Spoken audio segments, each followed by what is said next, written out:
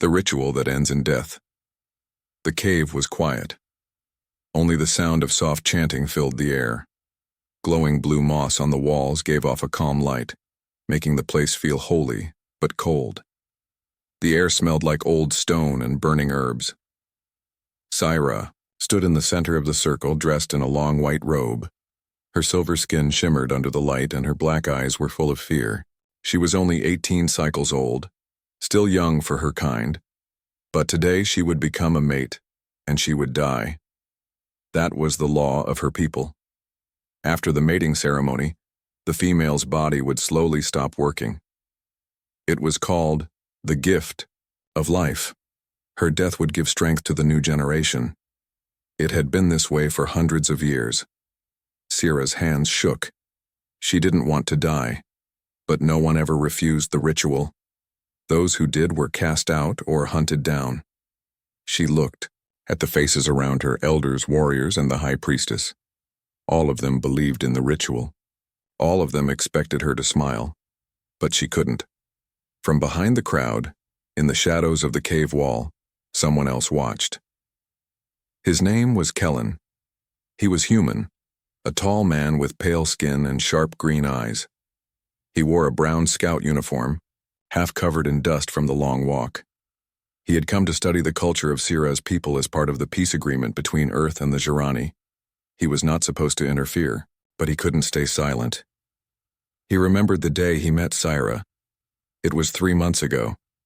She had saved him from a trap hidden in the jungle, pulling him out just before the ground gave way. After that, they spent days together learning from each other. She taught him how to speak her language. He taught her how to fix old machines. They laughed, talked, even argued like close friends. But now, watching her being led to her death, it felt wrong. Syra stepped forward as the priestess raised her hands. The chanting grew louder. The chosen male walked from the opposite side of the circle, strong, proud, and ready. He didn't look at her.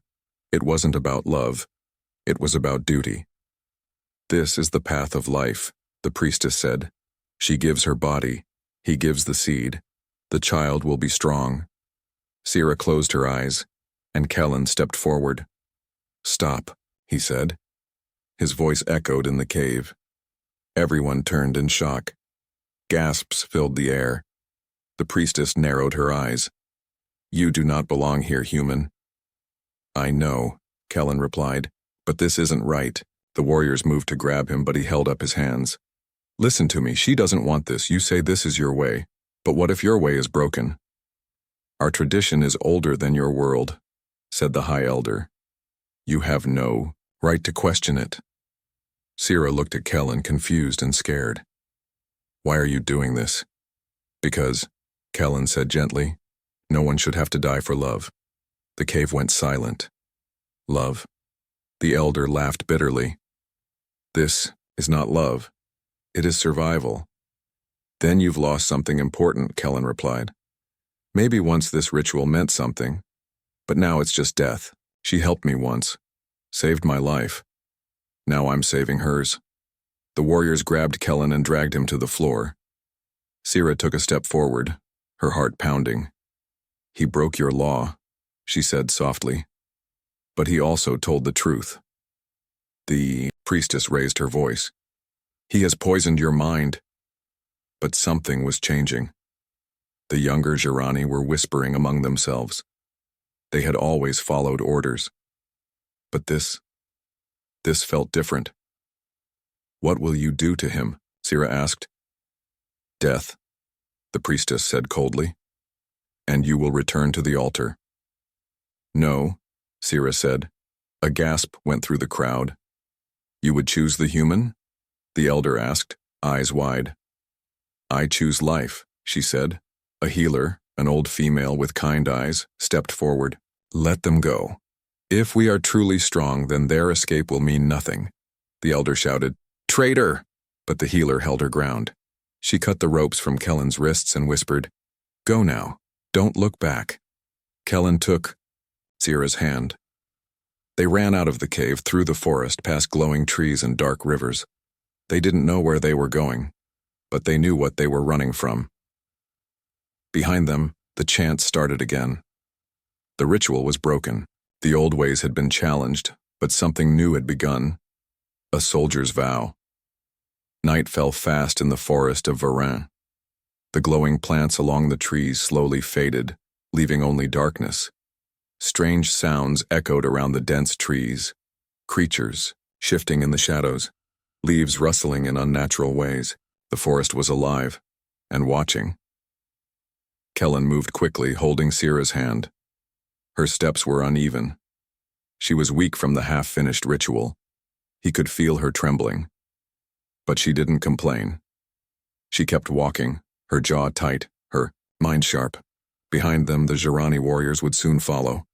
"We need shelter," Kellen whispered. And fast.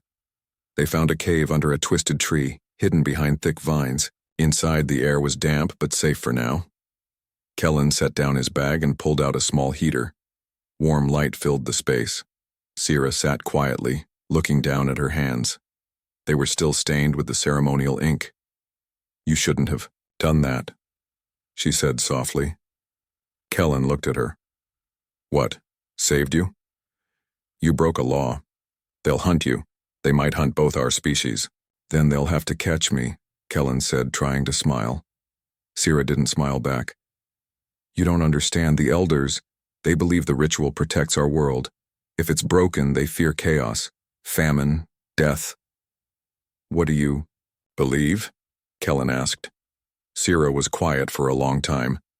Then she looked into his eyes. "I believe. I don't want to die." Kellen reached out and gently touched her shoulder. "Then I swear you won't. I don't care what law I break. I don't care what it costs me. I won't let you die, Sierra." His words shook her more than the ritual ever had.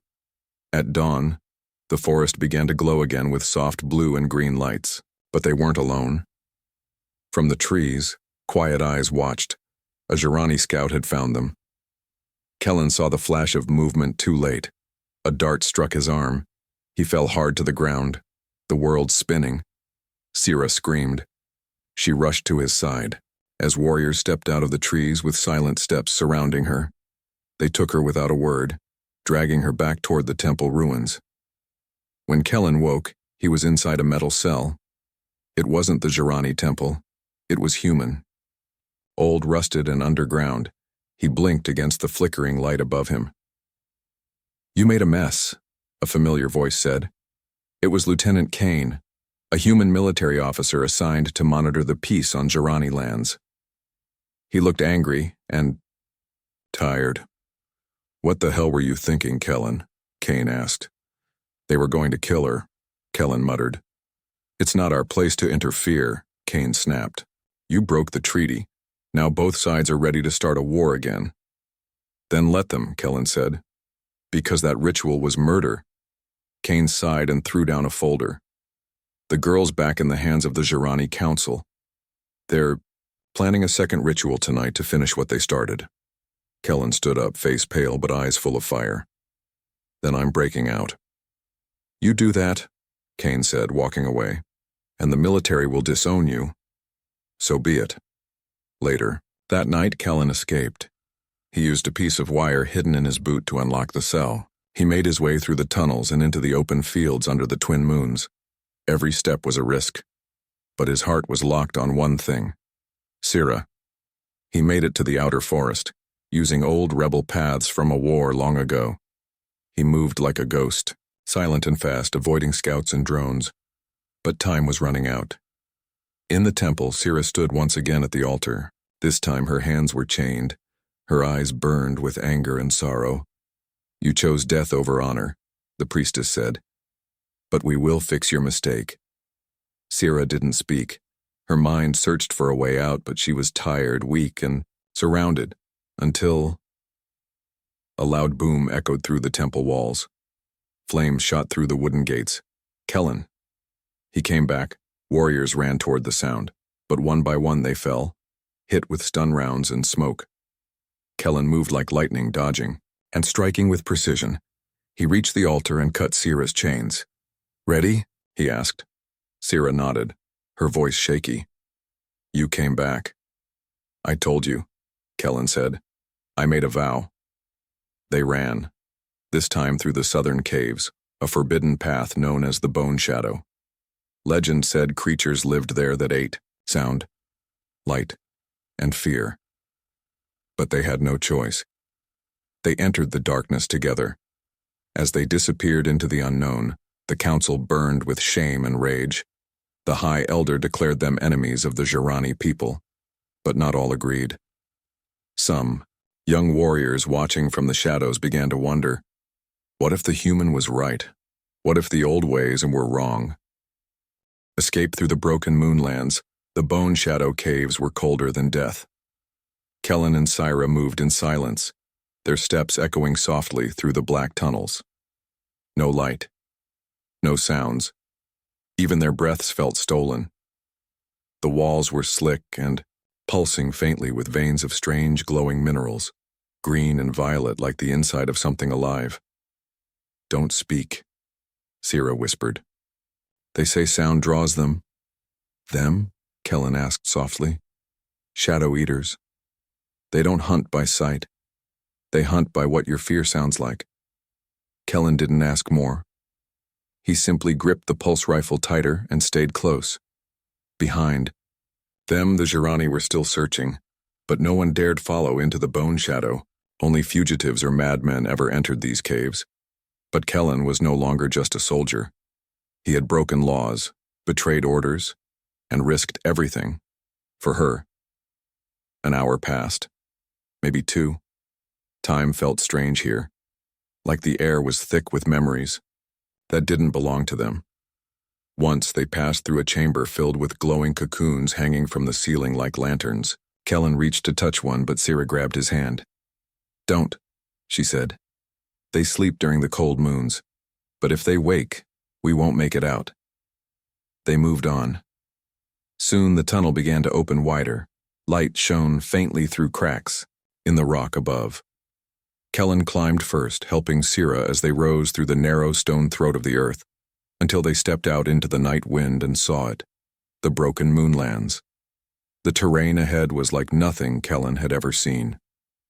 Twisted cliffs, red sand that shimmered under moonlight, sharp towers of stone reaching like frozen screams, and far in the distance, the ruins of a human outpost long abandoned. We rest there, Syra said. It's too open to be safe, but we have no choice. They reached the ruins before sunrise.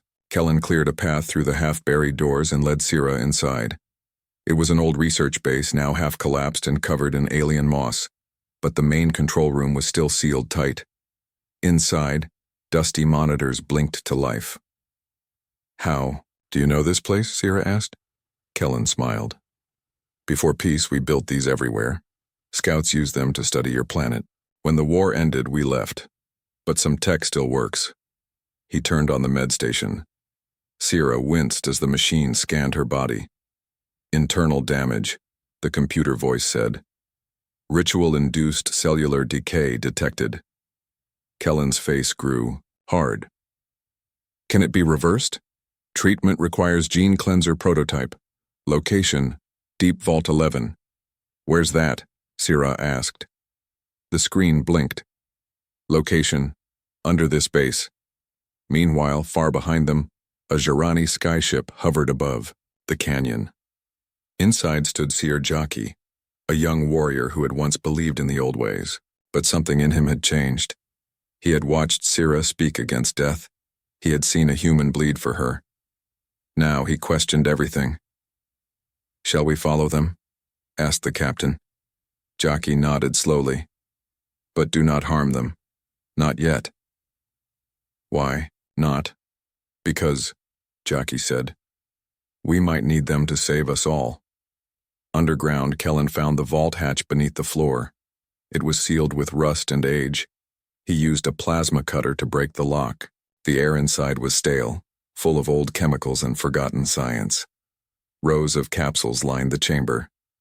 Inside one was the prototype, a small glass cylinder with a golden liquid glowing inside. This is it, Kellen whispered. Syra nodded, weak but hopeful. Then give it to me. But just as Kellen reached out, the floor trembled. From the corner of the vault, a shadow moved. It had no face, just black arms and a mouth full of light. A shadow eater. "Run!" Sierra screamed. They bolted. Kellen snatched the cylinder and dragged Sierra back up the tunnel. The creature followed, melting through walls, howling with silent noise. They reached the surface just as the sun peeked over the red horizon. Kellen stabbed the serum into Sierra's neck. She gasped, glowed, and collapsed. For a moment, everything was quiet. Kellen knelt beside her, heart pounding. Sierra, wake up!" And then her eyes opened, not black like before, but golden. She sat up slowly, blinking. "I feel everything," she whispered. "You're healed?" Kellen asked. "No," she said. "I'm changed." From above, the Jirani ship descended. Seer, Chaki stepped down alone. "We don't have to fight," he said. Kellen aimed his rifle. "Then leave." Chaki raised his hands. "I saw what you did. She lived. She survived the ritual. You proved it doesn't have to end in death." "So, what?" Kellen asked. "So maybe we don't need to follow lies anymore." Sierra stood, her voice calm but full of fire. "Then help us. Help me tell the others." Chaki nodded. "You will not run anymore. Come with me. Speak to the council." Kellen stepped forward. "And if they attack?" Chaki smiled. "Then we'll stand with you." The secret of her species. The great skyship Vareth floated like a silent beast over the moonlands. Below, red sands whispered in the wind. Above, two pale suns began to rise, casting a twin shadow over the world. Inside the ship's main chamber, Sierra sat in silence. Across from her sat Seer Jaki, the young warrior who had once believed in tradition but now questioned everything. Beside her was Kellen, alert, hand resting on his weapon belt. He didn't trust the Jirani, not yet. But he trusted Sierra. And Sierra? She wasn't the same anymore. After the injection, something inside her had awakened. Her strength had returned, faster than any natural healing. Her eyes had changed, golden and sharp. Her mind felt clearer. Her heartbeat sounded louder. She could feel heat, emotion, energy in ways she never had before. And something else. She could hear voices in her dreams, but the meaning was still hidden. "We're taking you to the Vault of Echoes," Jaki said. "It's deep within the old temple, buried for centuries." "Why?" Kellen asked. "Because," Jaki replied, "the elders erased something from our history, a truth so dangerous they hid it from everyone. But we've always known the vault holds secrets." "And you think she can unlock them?" Kellen asked, nodding at Sierra. Jaki looked at her with quiet awe. She survived the ritual. No female ever has. Her blood now carries a new code, something untouched by law or death. The vault will respond to her. Hours later, the skyship landed in a dead valley, surrounded by black stone and old ruins. The vault was hidden beneath an ancient tower, guarded by elder statues with broken faces. Inside, the walls were covered in carvings, stories told in spirals, pictures of stars, ships, war, and weeping figures. As they stepped forward, a blast of energy stopped them. Only Sierra could pass through, the invisible wall. She turned to Kellen, nervous. "I have to go alone." "I'll be right here," he said. She walked through the wall like it was smoke. Inside the chamber, light pulsed from a crystal in the center of the floor. As Sierra stepped closer, the crystal rose, and a soft, echoing voice spoke in her mind. "You carry the seed of broken fire. You are the first in 1,000 years." Images flashed in her mind. Long ago, the Jirani were not born to die after love. They were a strong race, equal males and females. But an alien empire feared them, so they created a ritual virus, disguised as a spiritual gift. It changed the biology of every female. Now love meant death. But that truth was hidden, rewritten. The empire vanished, but the virus stayed, and the ritual became religion. Sierra fell to her knees. They lied to us. All of us. The voice replied, "Your body rejected the virus. You are cured. Your line may restore what was lost. But they will fear you. They will try to silence you. Then I won't be silent," Sira said. Outside the chamber, Kellen watched as the wall vanished. Sira stepped out, her face pale but her eyes blazing with truth. "They altered us," she said. "Thousands of years ago. They made us believe death was holy. They made us weak." Kellen frowned. "Who did this?" "A race called the Zealar Dominion," she said. "They're long gone, but their poison still controls us." Jockey lowered his head. "The elders never told us. They must have known." "They didn't just know," Sira said. "They protected the lie because truth would destroy their power." Back on the capital moon of Geranthai, the High Council met in secret.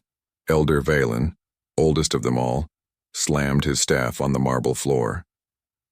"The girl lives. She speaks blasphemy. The people begin to doubt."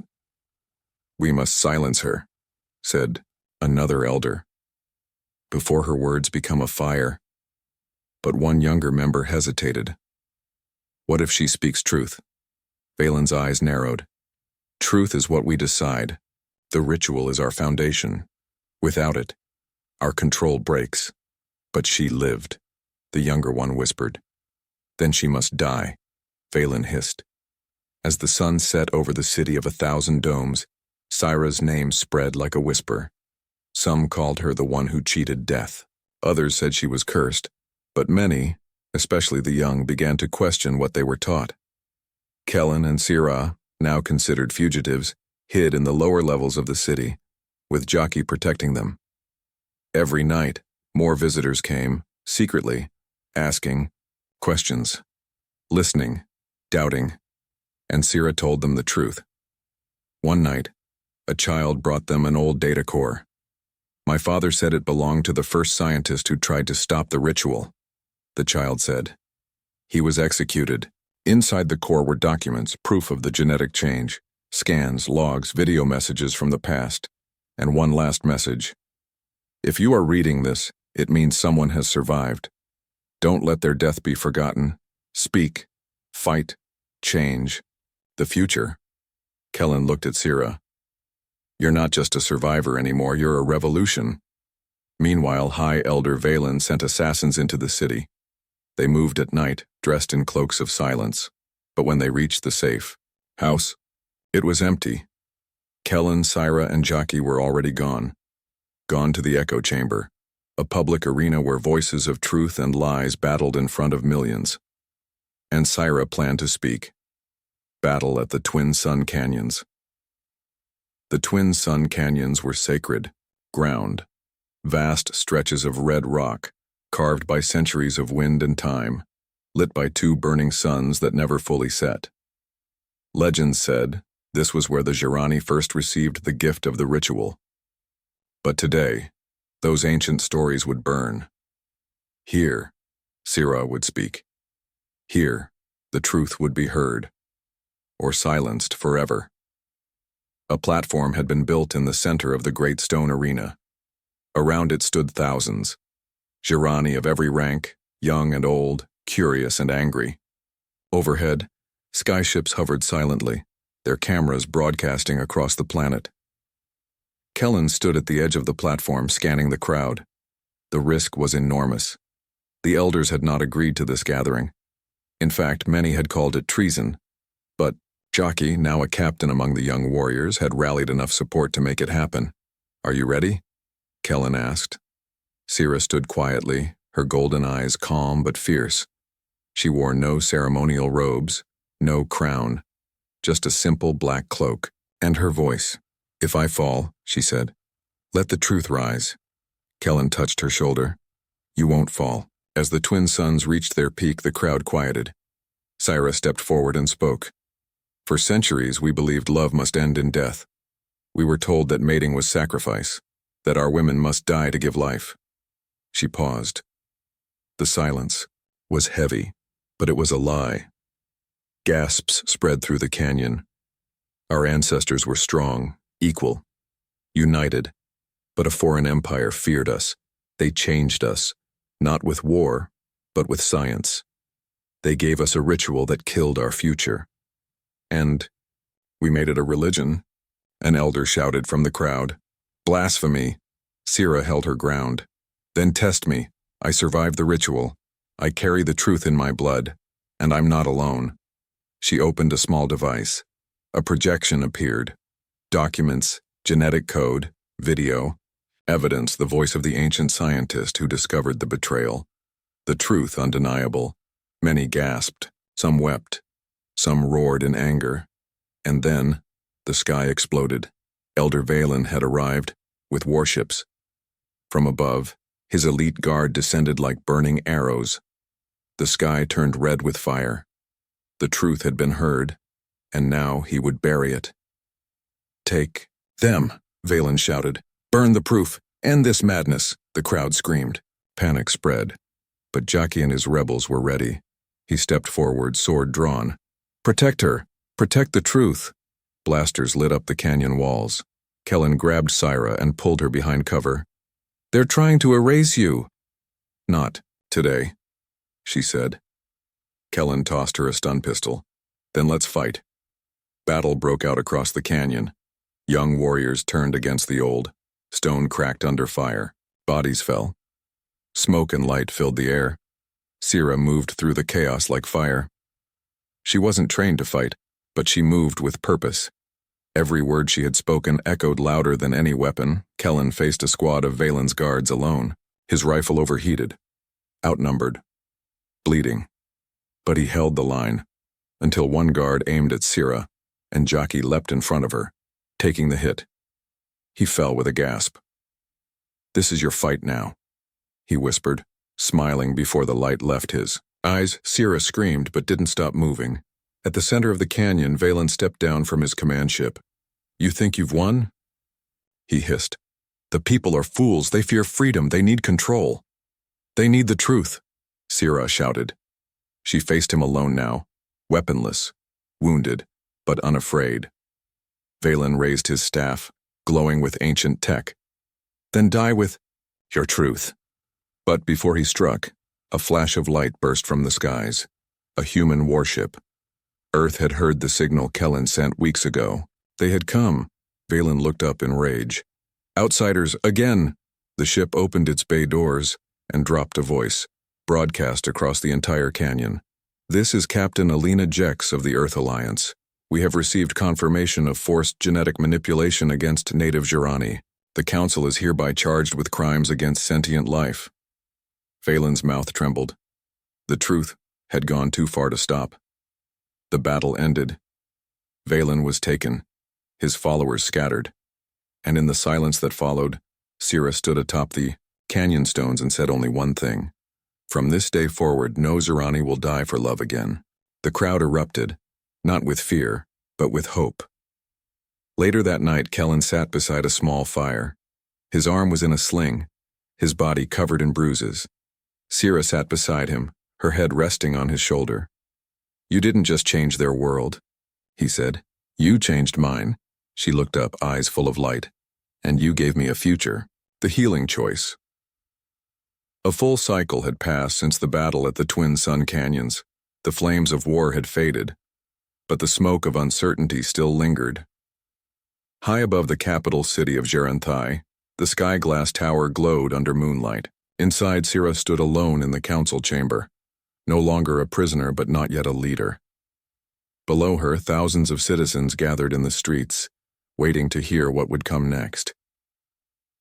Kellen stood near the entrance, watching quietly, his shoulders still healing. He had been called a hero, but also a lawbreaker. The Earth Alliance had sent a ship, not only to assist, but to judge. The air inside the tower felt heavy. Outside, whispers of revolution had turned into speeches, songs, and even art. Everywhere, young Jirani painted Syra's face with glowing ink, calling her the first dawn, the one who survived the darkness. But politics were slower than people. Powerful voices still feared the truth. Many believed peace was still fragile, and the biggest question remained unanswered. What? Now? Later that evening, Kellen was summoned aboard the Earth Alliance ship Valiant Star, now orbiting above. He stood before a tribunal of commanders and diplomats. Lieutenant Kellen Trace, the lead officer said. You disobeyed orders, interfered with a sovereign ritual and risked war. Kellen stood tall. I saved a life. Maybe many lives. That wasn't your call. No, he said, but it was the right one. The room went silent. The commander sighed. Your actions may have broken protocol, but they revealed a truth that the council confirmed. The Jirani were victims of ancient manipulation. Your decision forced a necessary change. So, Kellen asked, what happens now? You're cleared of charges, the officer said, but you're discharged from military service, effective immediately. Kellen nodded. He had expected that. He had no regrets. Back on the planet, Syra stood at the healer's sanctum. The old healer, the one who had once helped her escape, held a new device. This is the last of the gene purifier, she said softly. It can be used to create life, or to change it. Change what? Syra asked. Your kind, once healed, can now carry life without dying. But it's not just for you anymore. With your blood, we can make a cure for all Jirani females. But it must start with a full sequence. From you. Syra's breath caught. Will it hurt? The healer shook her head. Not your body, but maybe your soul. That night, Syra met Kellen under the blue fire trees on the edge of the healing valley. She held the gene device in her hand. It pulsed with soft golden light. They want me to give it, she said. My blood, my code. They'll build a new future with it. But what? Kellen asked. They also want me to stay, she said. To lead, to teach, to rebuild. Kellen stayed quiet. She looked at him. And Earth wants you gone. He nodded. I'm no longer a soldier. No ship, no orders. Just a man with a promise. She touched his face gently. I don't want to lose you. You won't, he said.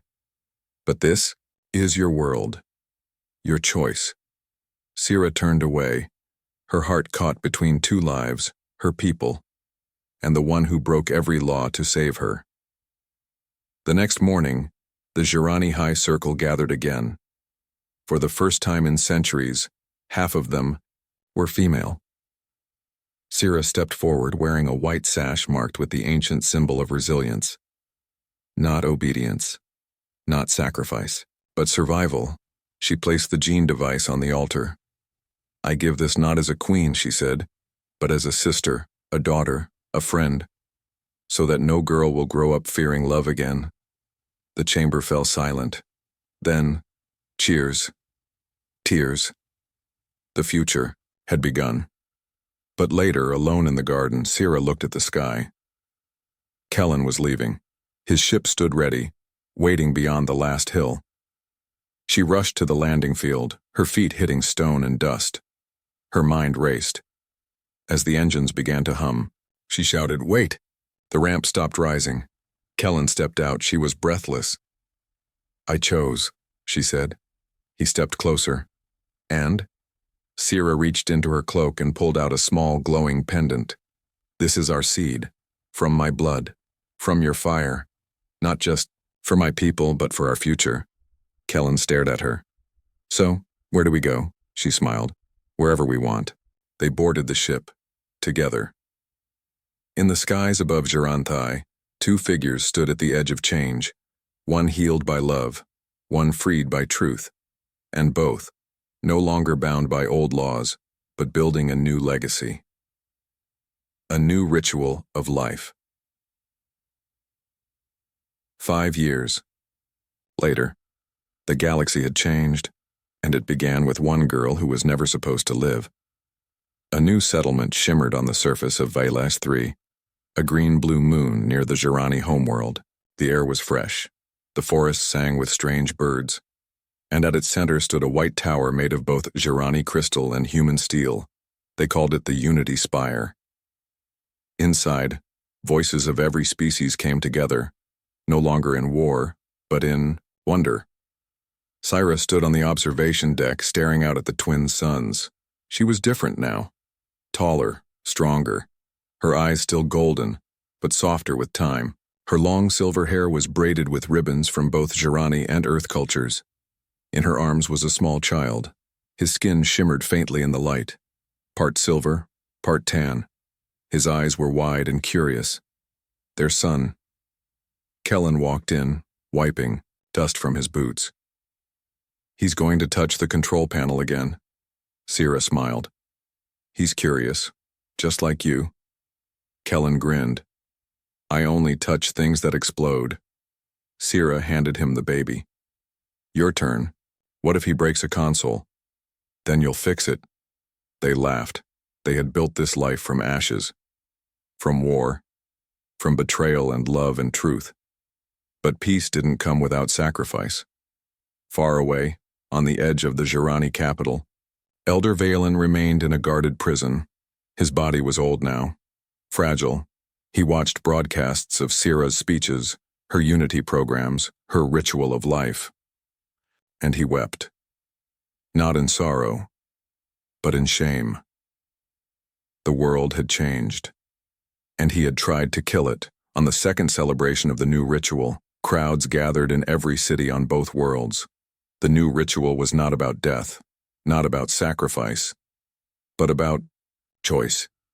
Every female Jirani now had access to the healing serum freely given. Their biology was restored. Their destiny, their own. Young Jirani stood hand in hand with humans, wearing clothes stitched from both cultures, singing songs in mixed language. They were no longer just survivors. They were pioneers. The celebration began with a hologram of Syra and Kellen. People across the stars watched as their image appeared above cities, above oceans, above villages buried in starlight. Syra spoke first. We were told that love had to cost us everything. We were told that unity was weakness. But look around you. Look at what we have built together. Kellen added, we were not meant to stay in separate worlds. We are stronger when we walk side by side. When we protect each other, when we raise our children, not in fear, but in hope. Then they both said, this is the new ritual, not one of blood, but of belief. But all peace is tested, and that test came when a signal was received from deep space. A probe had returned, inside it, an encoded message. Alien symbols, ancient warnings. Kellen studied it with a team of hybrid scientists. It's from the same empire that changed the Jirani, he said, the Zelar Dominion. But they're gone, a human said. Not all of them, Kellen whispered. Syra listened quietly. What does the message say? He translated. We see what you have built. We see your rising blood. You carry what we lost. We are coming. Many feared it meant war. But Syra stood before the Alliance chamber and said, we do not run from shadows anymore. If they come to destroy us, we will defend what we love. And if they come to understand, then we will teach them a new way. Kellen stepped beside her. We once broke a law to save a life. Now we write laws to save a future. When the stars shimmered that night, the child of Syra and Kellen stood at the glass wall of their home. He pointed at the sky. What's that light, Mother? Syra smiled. Maybe a ship. Maybe a star. Will they be friends? Kellen kneeled beside him. They might be.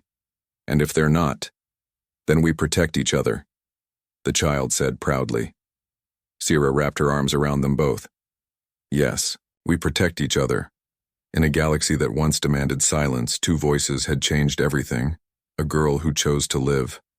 A soldier who chose to break the rules. And together they taught 1,000 worlds. Love is not weakness.